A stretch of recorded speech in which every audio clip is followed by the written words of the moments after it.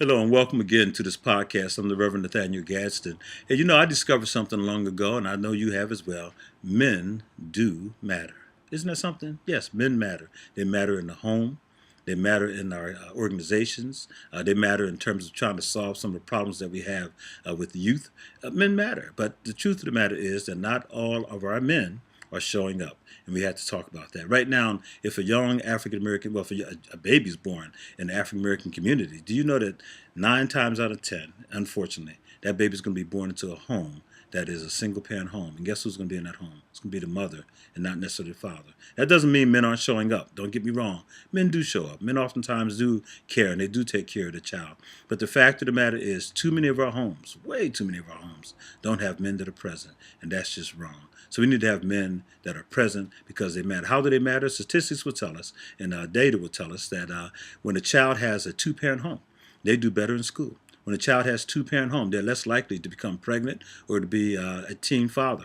When a child is brought up in a two-parent home, they're less likely to be involved in the criminal justice system. All of this is a matter of data that's been well documented. We don't have to make this stuff up. We know that men matter, but too oftentimes we know that also men are finding themselves in broken relationships, and oftentimes they're walking away from the child.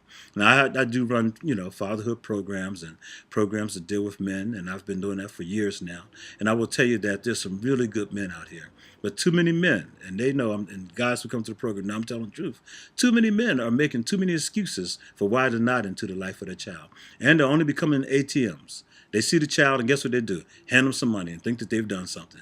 No, that just doesn't cut it. It matters that our children can talk to us about, things that are on their minds. And there's a phrase that says, see a man, be a man. We're asking our young boys to grow up and to be men.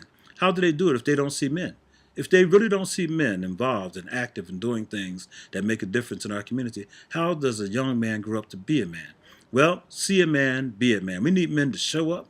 We need men to show how you work, show how you teach, show how you be in relationship with someone in a caring way, show how you fall down and get back up, show how to be resilient, show how to be men of God, men who work in the church.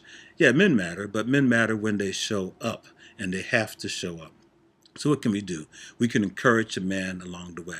If you're a good man, and I know that you are, then you need to find another good man and say, hey man, together we can make a difference. Let's go out and find a young man that's struggling, an older man who's broken. Let's go out and get some man and help prop them up, because we need all the men to be strong and to be part of this, connection that we have called community. And when men are absent from community, our communities suffer greatly.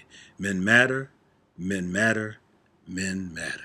And ladies, we want you to know, yeah, that man that you're involved with, yeah, he goes through a lot. But you know what? It matters to your children that the father that they have is involved, showing up, and caring. Men matter, and we hope that you know it. Thank you so much for this.